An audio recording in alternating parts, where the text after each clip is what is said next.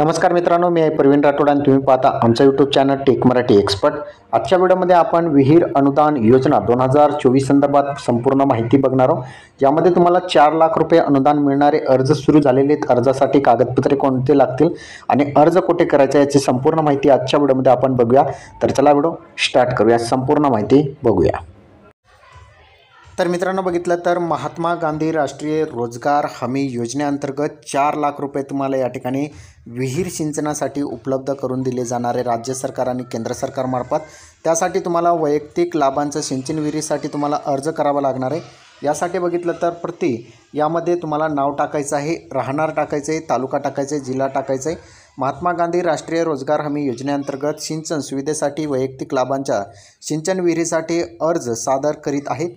त्याचबरोबर या ठिकाणी तुमचं नाव टाकायचं आहे आणि संवर्गाचा अर्जदार असून माझा दारिद्र्य रेषेखाली क्रमांक तुम्हाला टाकायचा जर असेल तर, नसेल तर माझ्याकडे गट क्रमांक जे तुमचा गट क्रमांक आहे तो टाकायचा आहे। एकूण जमीन किती आहे तो सुद्धा या ठिकाणी टाकायचा आहे। माझ्याकडे सिंचन सुविधा उपलब्ध नाही, मी निरेगा अंतर्गत नोंदणी करत असून मजूर असून मी कुटुंबासह प्रस्तावित विहीर कामावर दयाने अकुशल काम करण्यास तयार आहे। सदर योजनेअंतर्गत मी वरीलप्रमाणे अर्ज सादर करीत असून वैयक्तिक लाभांची सिंचन विहीर मंजूर झाल्यानंतर कोणत्याही प्रकारची चुकीची किंवा दिशाभूल करणाऱ्या माहितींसाठी मी सर्वस्वी जबाबदार राहील।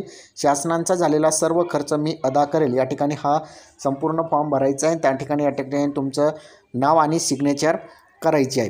त्याचबरोबर या ठिकाणी यामध्ये अर्जदारांचा संवर्ग म्हणजे जात टाकायचे आहे, वर्ग टाकायचं आहे, धारण केलेले एकूण क्षेत्र टाकायचं आहे। त्यानंतर अर्जदाराकडे उपलब्ध असलेल्या सिंचन सुविधा या ठिकाणी तुमच्याकडे नसेल तर नाही करा। अर्जदारांचा प्राप्त अर्जांचा क्रमांक या ठिकाणी ते तुम्हाला या ठिकाणी ग्रामपंचायतकडून मिळून जाईल किंवा तहसील कार्यालयामध्ये तुम्हाला टाकून देतील, हे तुम्हाला टाकण्याची आवश्यकता नाही। त्याचबरोबर या ठिकाणी तुम्हाला काय काय जोडून द्यायचं आहे, कागदपत्रे हे लक्षात ठेवा। 7/12 उतारा, 8चा उतारा, जॉब कार्डची प्रत आणि सामुदायिक विहीर असल्याबाबतचं या ठिकाणी जे आहे कमीत कमी तुमच्याकडे 1 एकर जमीन असणे आवश्यक आहे। आणि त्याचबरोबर सामुदायिक विहीर असल्यास समापोचरण पाणी वापराबाबत सर्व लाभार्थ्यांचे करारपत्रक, जर सामायिक जमीन असेल तर तुम्हाला या ठिकाणी संमतीपत्र सगळ्याची घ्यावी लागेल। आता या ठिकाणी अर्जाची ही पावती तुम्हाला मिळणार आहे। या ठिकाणी सही तुमचा जो अंगठा असेल तो या ठिकाणी असेल आणि तुम्हाला पोच पावती या ठिकाणी दिली जाणार आहे अर्जाची। त्याचबरोबर या ठिकाणी 4 नाव असेल अर्जदारांतर्गत, या ठिकाणी ग्रामसेवक, सरपंच यांच्याकडून जे आहे तुमचं जे अर्ज आहे तो या ठिकाणी प्राप्त झाल्याबाबतची या ठिकाणी सही करून देतील। आता या ठिकाणी संबंधीपत्र या ठिकाणी काय काय असेल, संबंधीपत्र तुम्हाला माहीत असणे गरजेचे आहे आणि हे सुद्धा तुम्हाला देणे गरजेचे असणार आहे। वरील प्रपत्र प्रमाणे महात्मा गांधी राष्ट्रीय रोजगार हमी योजनेअंतर्गत सिंचन सुविधा म्हणून वैयक्तिक लाभांची सिंचन विहीर माझ्या किंवा आमच्या मालकींच्या शेतजमिनीवरील ही योजना राबवण्यास संमतीपत्र देत आहोत। सदरची योजना राबवण्याकरता मी स्वतः किंवा माझे कुटुंबातील कार्यक्षम व्यक्ती महात्मा गांधी राष्ट्रीय रोजगार हमी योजनेतील प्रामाणिक मजूर असून म्हणून मी घोषित करीत आहे।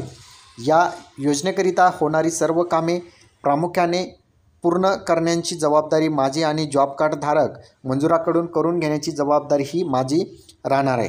तर यामध्ये काय पॉईंट दिलेले आहेत त्यांनी हे तुम्हाला वाचून घ्यायचं आहे आणि वाचून घेतल्यानंतर या ठिकाणी तुम्हाला सही आणि या ठिकाणी अंगठा लावायचा आहे आणि या ठिकाणी तुम्हाला दिनांक टाकायचा आहे आणि साक्षीदारांची तुम्हाला या ठिकाणी सही घ्यायची आहे। 2 साक्षीदार लागतील तुम्हाला, या ठिकाणी 2 साक्षीदारांचे नाव आणि सिग्नेचर घ्यायचे आणि हा फॉर्म तुम्हाला तुमच्या ग्रामपंचायतमध्ये जमा करायचा आहे।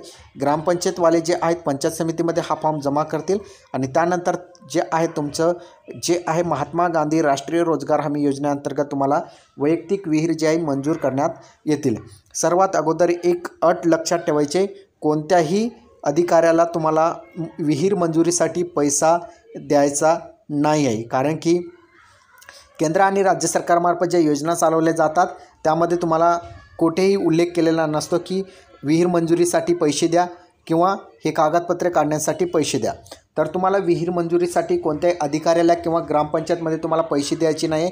जे तुम्हाला पैसे मागतील त्यांच्याविरुद्ध तुम्ही कारवाई करू शकता। हा व्हिडिओ तुम्हाला कसा वाटला कमेंटमध्ये सांगायचा विसरू नका। चॅनलवर नवीन असाल चॅनलला सबस्क्राईब करा। इथेच थांबूया। जय हिंद, जय महाराष्ट्र।